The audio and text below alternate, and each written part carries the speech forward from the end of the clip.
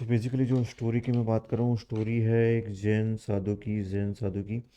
ठीक है, उनको एक उनका स्टूडेंट मिलने आता है और बोलता है कि बाबा, मैं एक कंपनी में 5 साल से नौकरी कर रहा हूँ, मेरी सैलरी वही की वही है।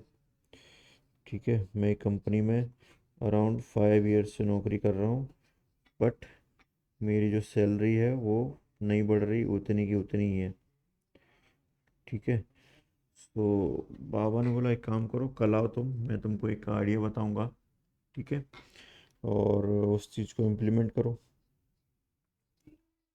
ठीक है। दूसरे दिन वो पहुंचा बाबा के पास। बाबा ने बोला कि एक काम करो, तुम 5 दिन के लिए मेडिकल लीव पे उतर जाओ। ओके, 5 दिन के लिए मेडिकल लीव पे उतर जाओ। और वो बंदा 5 दिन के लिए मेडिकल लीव पे उतर जाता है। ठीक है। अब जैसे ही वो 5 दिन के लिए मेडिकल लीव पे उतरता है, तो उसका जो काम था, वो जो भी रिस्पॉन्सिबिलिटी निभाता था, वो रिस्पॉन्सिबिलिटी पे ध्यान मैनेजर का गया। क्यों? क्योंकि वो बंदा 5 साल से इस चीज़ को बिना किसी के नोटिस के करे जा रहा था, तो लोगों को वो एज ए ग्रांटेड ले रहे थे उसको। पर जैसे वो लीव पे जाता है 5 दिन की, उसने कभी 5 साल में 5 दिन की लीव नहीं दी थी सलंग। जैसे वो सलंग 5 दिन की लीव पे जाता है, मैनेजर से लेके ऊपर बॉस तक पता चल जाता है कि ये बंदा छुट्टी पे है। राइट, उसके कारण जो हमारे आगे के स्टेप्स हैं वो पूरे नहीं हो रहे, या फिर कहीं ना कहीं हमें इश्यू आ रहा है। मतलब वो जो जॉब है, उसकी जो पोस्ट है, वो कंपनी के लिए इंपॉर्टेंट है, पर वो इतने अच्छे से कर रहा था कि लोगों को कभी वो नज़र में नहीं आया। ठीक है। तो 5 दिन के बाद जब वो छठे दिन कंपनी में जाता है, तो उसका मैनेजर उसको मिलता है और उसको बोलता है कि भाई, अगर आप लीव नहीं लोगे नेक्स्ट टाइम से, तो आपको हम बोनस देंगे, कि कंपनी आपको रिवॉर्ड देगी आपके काम के लिए। अगर आप छुट्टियां ना लो, आप ओवर टाइम करो, तो हम आपको रिवॉर्ड देंगे।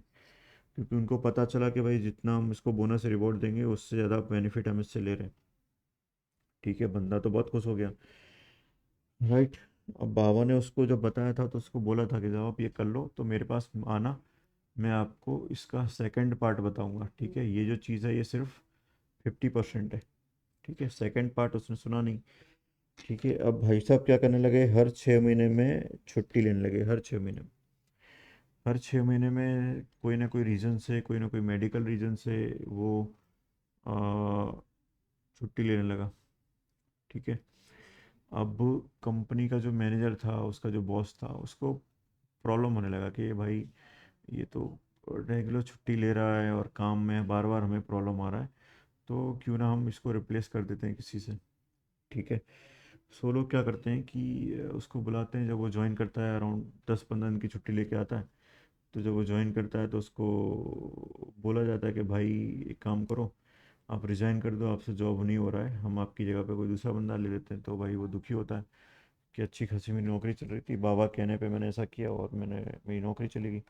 और काफ़ी एक दो बार उसका इस इनकम बढ़ाई गई थी कंपनी से कि वो छुट्टी ना ले, बट फिर भी अब उसको आदत पड़ गई। ठीक है, अब वो हर 6 महीने में खड़ा हो जाता है कि भाई, अब मेरे को बढ़ाना है, और छुट्टी ले लेता था। ठीक है, तो कंपनी को एक्सपेंसेस भी इतने ही आ रहे थे, तो कंपनी ने डिसाइड किया कि इसको रिप्लेस कर देते हैं। अभी वो फिर से बाबा के पास जाता है। ठीक है, कि बाबा, ऐसा हुआ, मेरी तो नौकरी चली गई, आपने बोला था ऐसा करना है। तो बाबा ने बोला, क्या किया तूने? तो उसने बताया। तो बाबा ने बोला, बेटा, ये तो 50% की स्टोरी मैंने तेरे को बताई थी, तेरे को मेरे पास आना था ना जब तेरी सैलरी बढ़ गई दूसरी बार। तो मैं तेरे को बोलने वाला था कि अब बढ़ गई, अब वापस इस चीज़ को बार बार हमें रिपीट नहीं करना है। ठीक है, अब सही टाइम का वेट करना है, और फिर कंपनी ऑटोमेटिकली तुम्हारी सैलरी बढ़ा देगी। ठीक है। बोला, बाबा, ये तो मेरे से गलती हो गई, मेरे को ये चीज़ पता ही नहीं थी। ठीक है। राइट। इस कहानी से दो चीज़ें हमें पता चलती हैं। फर्स्ट थिंग, कि कभी भी अधूरा ज्ञान मत लो किसी से। जैसे मैंने कोई स्ट्रेटजी आपको बताई, ठीक है, मूविंग एवरेज क्रॉस ओवर, एक 5 EMA लगा लो, एक 20 EMA लगा लो। ठीक है। जब 20 EMA को क्रॉस कर दे 5 EMA, तो आप उसको बाय कर लो। ठीक है, और जब 20 EMA को क्रॉस करे नीचे की तरफ, तो यहाँ पे सेल मार लो। ठीक है, ये तो मैं मेरी बेटी 5 साल की, उसको बताऊंगा तो वो भी मुझे ट्रेड दे देगी। तो क्या ट्रेडिंग इतना ईजी होता है क्या? ठीक है। सिंपल चीज़ है। ठीक है। कभी भी 50% नॉलेज के साथ ट्रेडिंग नहीं करना। ठीक है। सेकंड थिंग, ये जो स्टोरी है इसका एग्जांपल ये है कि जब आप, ये एग्जांपल को हम बोलते हैं the story of a bulb. ठीक है, हमारे घर में एक बल्ब होता है, ठीक है, जो हमेशा जलता रहता है, तो हमें उसकी अहमियत नहीं पता चलती है। वो हमेशा लाइट दे रहा है, हमने अब स्विच दबाया वो लाइट दे रहा है, हमें नहीं पता चलता। ठीक है, पर जब वो बल्ब जलना बंद हो जाता है, ठीक है, या फ्लिकर करने लगता है, ठीक है, तो हम क्या करवाते हैं उसको, सडनली वो फ्लिकर करने लगता है तो हम देखते हैं इसमें क्या खराबी है, हम उसको निकाल के चेक करते हैं। राइट, अगर रिपेयर करने ऐसा तो रिपेयर करते हैं।